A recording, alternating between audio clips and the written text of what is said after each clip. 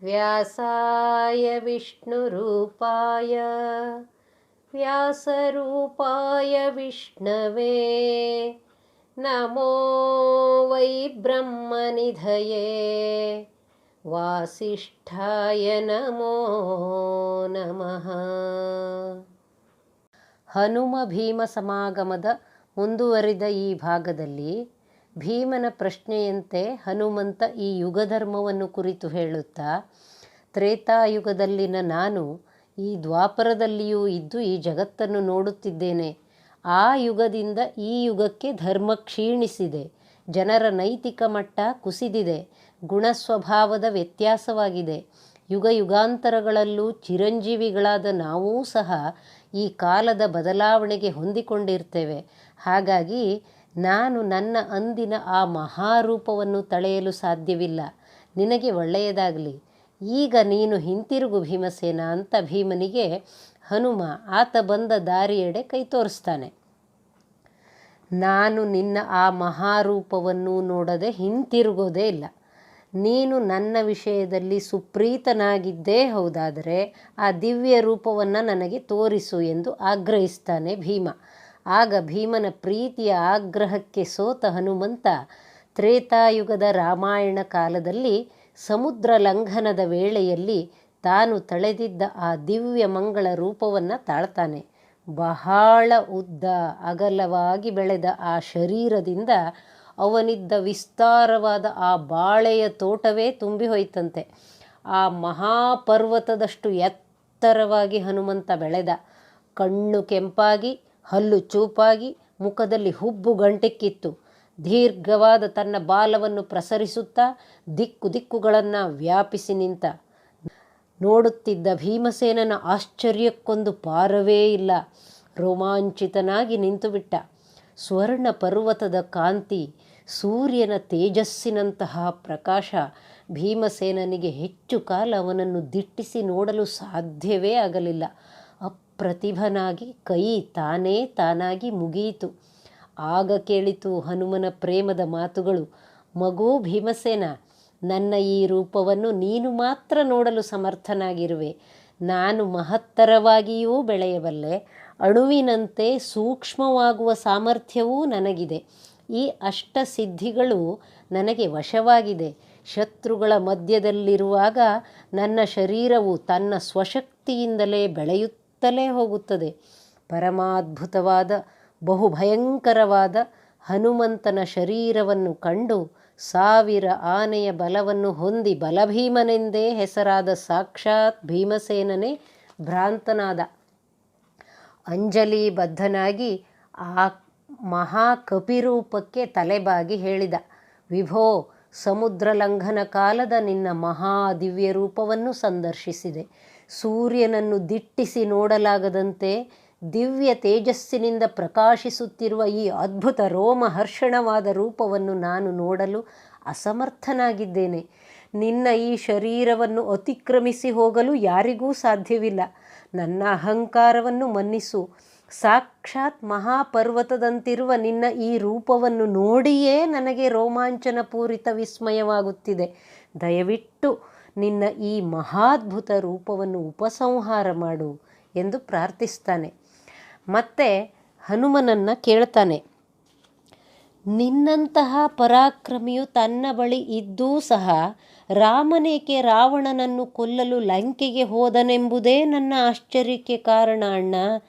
ಕೇವಲ ನಿನ್ನ ಭುಜಬಲ ಪರಾಕ್ರಮಗಳಿಂದಲೇ ನೀನು ಚತುರಂಗ ಬಲಯುಕ್ತವಾದ ಲಂಕೆಯನ್ನು ರಾವಣನ ಸಹಿತವಾಗಿ ಧ್ವಂಸ ಮಾಡಲು ಸಮರ್ಥನಾಗಿದ್ದೆ. ನಿಶ್ಚಯವಾಗಿಯೂ ನೀನು ಸಾಧಿಸಲಾಗದ ಕಾರ್ಯವೇ ಈ ಪ್ರಪಂಚದಲ್ಲಿ ಯಾವುದೂ ಇಲ್ಲ. ಪರಿವಾರ ಸಮೇತನಾದ ರಾವಣನೂ ಸಹ ಯುದ್ಧದಲ್ಲಿ ನಿನ್ನೊಬ್ಬನ ಬಾಹುಬಲಕ್ಕೂ ಸಾಟಿಯಾಗಲಾರನು. ಭೀಮಸೇನನ ಈ ಮಾತುಗಳನ್ನು ಕೇಳಿ ಕಪೀಶ್ವರನು ಭೀಮಸೇನನನ್ನು ಕುರಿತು ಸ್ನೇಹಯುಕ್ತವಾಗಿಯೂ ಗಂಭೀರವಾಗಿಯೂ ಇದ್ದ ಈ ಮಾತುಗಳನ್ನು ಹೇಳ್ತಾನೆ. ನೀನು ಹೇಳುವುದು ಸತ್ಯ ಭೀಮಸೇನ. ರಾಕ್ಷಸರು ನನ್ನ ಬಾಹುಬಲಕ್ಕೂ ಸಾಟಿಯಾಗಲಾರರು. ರಾವಣನನ್ನು ಅವನ ಚತುರಂಗ ಬಲವನ್ನೂ ಸಹ ಕೇವಲ ನನ್ನ ಬಾಹುಬಲದಿಂದಲೇ ನಾನು ಧ್ವಂಸ ಮಾಡಬಹುದಾಗಿದ್ದಿತು. ಆದರೆ ಲೋಕಕಂಟಕನಾದ ರಾಕ್ಷಸಾಧಮನಾದ ರಾವಣನನ್ನು ನಾನೇ ಸಂಹಾರ ಮಾಡಿಬಿಟ್ಟರೆ ಶ್ರೀರಾಮಚಂದ್ರನ ಕೀರ್ತಿಯು ನಶಿಸಿ ಹೋಗುವುದಲ್ಲ. ಹೀಗೆ ಭಾವಿಸಿ ನಾನು ಅವನನ್ನು ಕೊಲ್ಲದೆಯೇ ಬಿಟ್ಟುಬಿಟ್ಟೆ. ನನ್ನ ಪರಾಕ್ರಮಕ್ಕಿಂತ ನನ್ನ ಸ್ವಾಮಿ ಪ್ರಭು ಶ್ರೀರಾಮನ ಕೀರ್ತಿ ಲೋಕಮಂಗಳವಾಗಿ ಸದಾಕಾಲ ಬೆಳಗಬೇಕೆಂಬುದೇ ನನ್ನ ಜೀವನದ ಪರಮ ಅಪೇಕ್ಷೆ ಭೀಮ.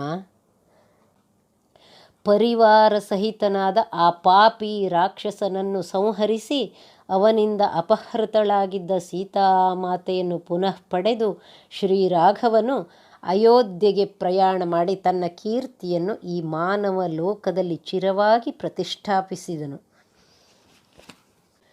ಇಷ್ಟು ವಿಷಯವನ್ನು ಹೇಳಿ ತನ್ನ ನಿಜರೂಪವನ್ನು ತಾಳಿ ಹನುಮನು ತನ್ನ ಸಹೋದರನಾದ ಭೀಮಸೇನನನ್ನು ಪ್ರೀತಿಯಿಂದ ಗಾಢಾಲಿಂಗನ ಮಾಡಿಕೊಳ್ತಾನೆ.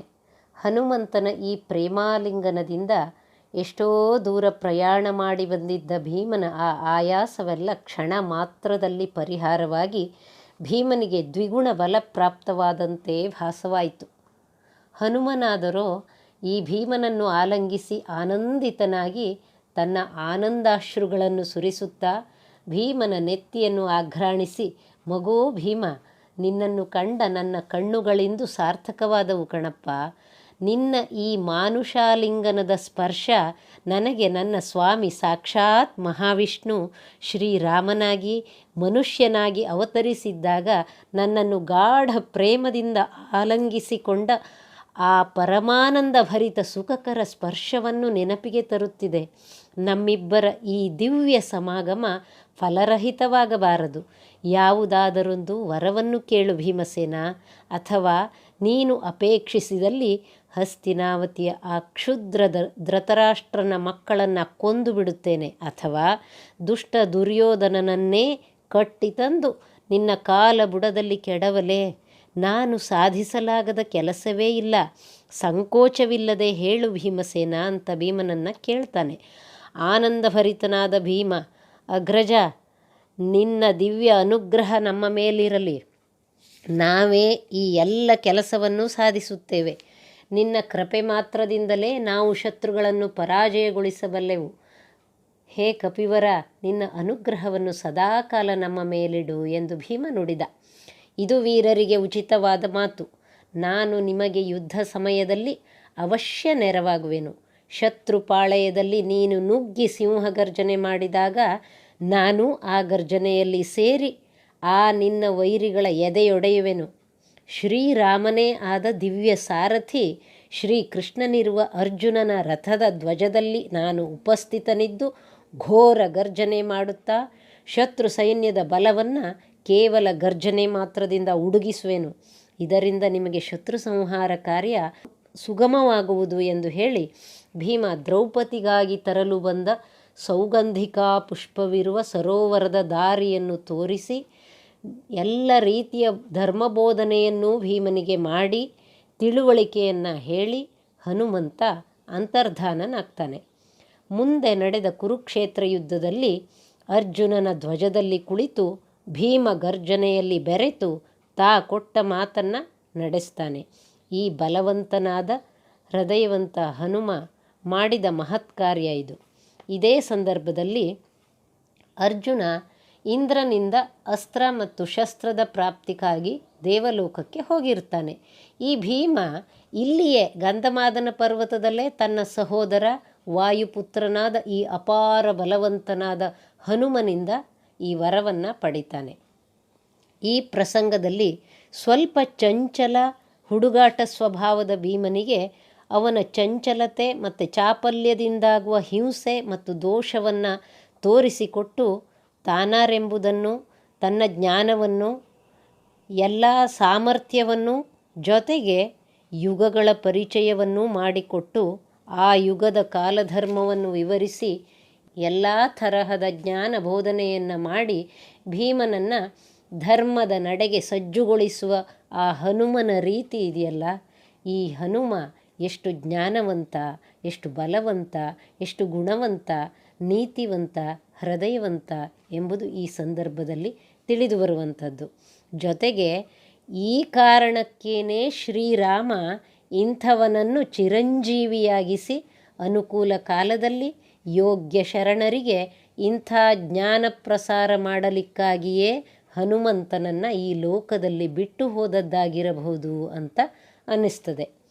ಕಥಾಭಾಗಕ್ಕೆ ಬಂದರೆ, ತಮ್ಮ ಬದುಕಿನಲ್ಲಿ ಎಂಥ ಕಷ್ಟಕರ ಪ್ರಸಂಗದಲ್ಲಿಯೂ ಧರ್ಮವನ್ನು ಬಿಡದೇ ಬದುಕುತ್ತಿದ್ದ ಪಾಂಡವರನ್ನು ಸಾಕ್ಷಾತ್ ಶ್ರೀಕೃಷ್ಣನೇ ತನ್ನ ಮಾರ್ಗದರ್ಶನದಿಂದ, ಅನುಗ್ರಹದಿಂದ ಅಗ್ನಿ, ವರುಣ, ಇಂದ್ರ, ಯಮ, ಕುಬೇರ ಹಾಗೂ ಬಲವಂತನಾದ ಈ ಹನುಮಂತ ಮತ್ತು ಸಾಕ್ಷಾತ್ ಶಿವ ಇವರೆಲ್ಲರ ಅನುಗ್ರಹವನ್ನು ಪಾಂಡವರಿಗೆ ಒದಗಿಸಿಕೊಟ್ಟು ಮುಂದಿನ ಮಹಾಯುದ್ಧದಲ್ಲಿ ತಾನೇ ಸಾರಥಿಯಾಗಿ ಅರ್ಜುನನ ರಥದಲ್ಲಿ ಕುಳಿತು ಅಧರ್ಮಿಗಳನ್ನು, ಅವರ ಬೆಂಬಲಿಗರ ಅಪಾರ ಸೈನ್ಯವನ್ನು ಸಂಪೂರ್ಣ ನಾಶ ಮಾಡಿ ಧರ್ಮವೇ ಎಂದೆಂದಿಗೂ ಜಯಗಳಿಸುವುದೆಂಬ ಧರ್ಮ ಜಯದ ಸತ್ಯ ಸೂತ್ರವನ್ನು ಸಾರಿ ಸಾರಿ ಹೇಳುತ್ತಾನೆ. ಇಂತಹ ಒಂದು ಮಹತ್ವದ ಸಂದರ್ಭವನ್ನು ಬಹಳ ಹೃದಯಂಗಮವಾಗಿ ಮಹಾಭಾರತದಲ್ಲಿ ಉಲ್ಲೇಖಿಸಿದ ವೇದವ್ಯಾಸರ ಸಿರಿಚರಣ ಕಮಲಕ್ಕೆ ವಂದಿಸುತ್ತಾ, ಕೇಳಿದ ತಮ್ಮೆಲ್ಲರಿಗೂ ನಮಸ್ಕಾರವನ್ನು ಅರ್ಪಿಸುತ್ತಾ ಈ ಕಥಾಭಾಗವನ್ನು ಮುಗಿಸೋಣ. ಶ್ರೀಕೃಷ್ಣಾರ್ಪಣಮಸ್ತು. ನಮಸ್ಕಾರ.